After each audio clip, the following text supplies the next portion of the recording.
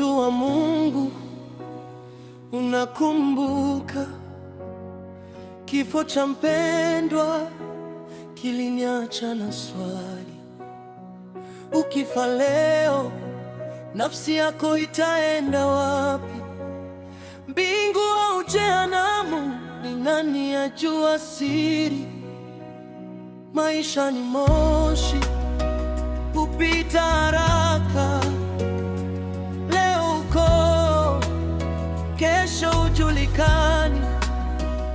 Macho yakifungwa, sauti zikinyamaza, ndipo ukweli wa milele unaanza.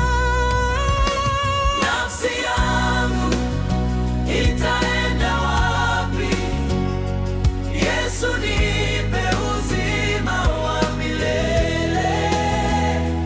Nafsi yangu itaenda wapi?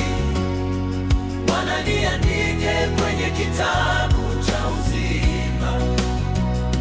Kama ningepewa nafasi nirudi kwa vifungu vya Biblia, ningeishi Yohana 3:16. Upendo wa Mungu ni uzima wa milele. Warumi 6:23. Dhambi ni mauti, Yesu ni uzima. Waebrania 9:27. Mara moja kufa, kisha